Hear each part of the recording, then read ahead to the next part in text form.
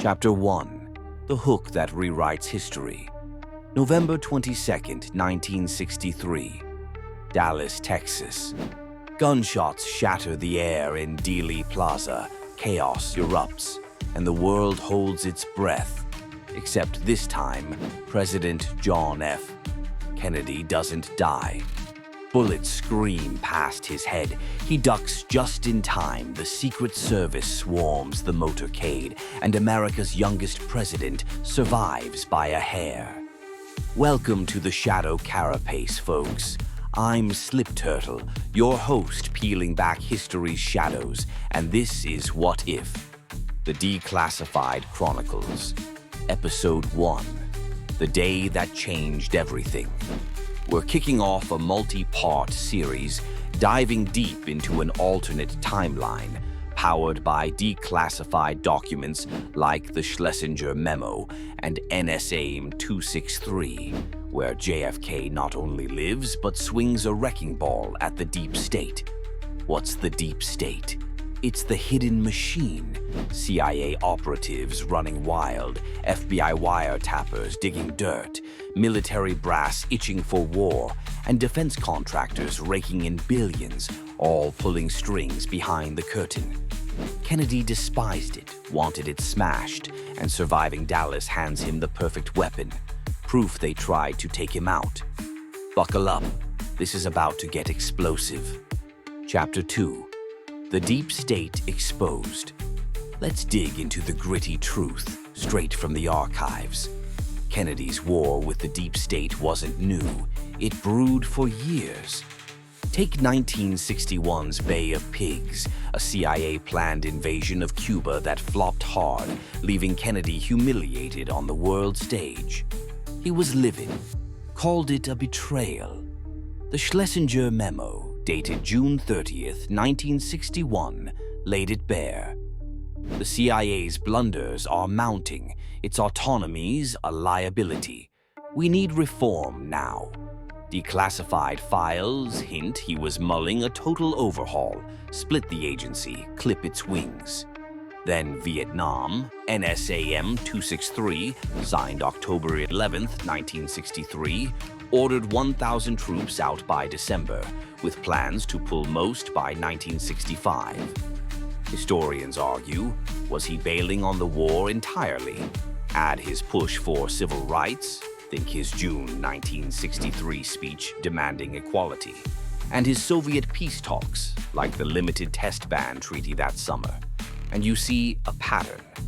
He wanted America out of endless conflicts, focused on justice, not espionage games. Even J. Edgar Hoover's FBI felt the heat. Kennedy loathed their blackmail files on him and civil rights leaders. November 22nd was the deep state's desperate move to stop him. But in this world, they miss, and the game flips. Chapter 3. The Day It All Flips. Picture the scene. Dallas explodes in panic. Kennedy's motorcade screeches away. He's rushed to Parkland Hospital, heart pounding, suit torn, but alive. Doctors check him. He walks out, jaw set, eyes burning. The nation's glued to black and white screens. Who dared shoot the president? Declassified scraps from our timeline, like CIA dossiers on Lee Harvey Oswald, ties to Cuban exiles, whispers of Operation Mongoose's Castro assassination plots point to rogue agents, maybe even military insiders furious over Vietnam pullbacks. In this reality, Kennedy doesn't wait for a whitewash. December 1963, he's on live TV, voice sharp as steel. This attack proves we've got traitors festering in our own government. It ends today.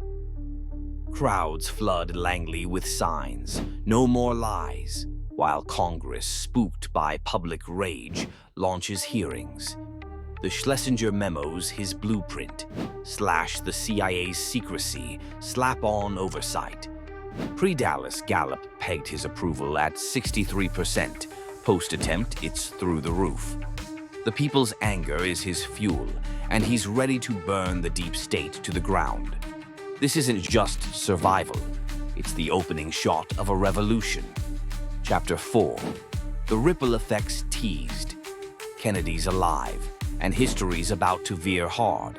5 seismic shifts we'll unpack across this series, each a domino from that Dallas miss.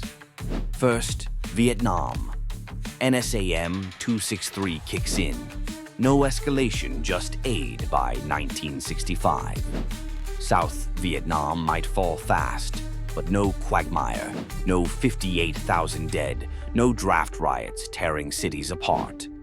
America's wallet stays fat, its spirit unbroken. Second, Cuba. Kennedy's secret talks with Castro, routed through Brazil since 1962, bloom into détente. By 1966, trade restarts. Imagine Cuban sugar in your coffee. US, cars rolling down Havana streets. Latin America calming down. Third, the FBI he fires Hoover in 1964, fed up with the blackmail dossiers, and installs a reformer. The Bureau shifts from stalking activists to busting crooks, easing pressure on civil rights fighters. Fourth, civil rights. No Vietnam sucking up funds.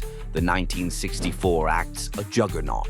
Voting rights locked in early. Segregation crumbling faster. Protests meeting less resistance. Fifth, CIA reform. He carves it into smaller chunks. Intelligence here, ops there, all under White House lock and key. No more Castro plots or coups in the dark. These spark from docs like NSAM-263 and Schlesinger's warnings. But we're speculating the fallout. The deep state's hawks and spooks won't roll over. Kennedy's charm and public fury are his edge. Chapter 5. The fuse is lit. November 1963. Doesn't bury Kennedy, it ignites a firestorm. A deep state scrambling to save itself. A nation dodging decades of war. A world racing toward peace and justice at breakneck speed. This is episode 1 of the Shadow Carapace's epic saga, and I couldn't pull it off without my MVPs. Big love to Syllabi. They're the AI masterminds who grab my chaotic brain dumps and spin them into scripts that hit like a sledgehammer. Without them, I'd be stuck muttering into the void. They're the heartbeat of this series, so check them out in the description below. And Suno. Those sonic wizards cook up the eerie synthwave vibes you're hearing, sucking you straight into this alternate 1963. They're why my videos sound like a trip through the shadows. Give them some love in the description too. Smash that like, subscribe, ring the bell. New episodes drop every Tuesday. Next week, April 1st, 2025. Episode 2, The CIA Revolution. Kennedy rips the agency to shreds, and the spooks strike back hard. Comment, could JFK have crushed the deep state? Share this. Let's blow the roof off.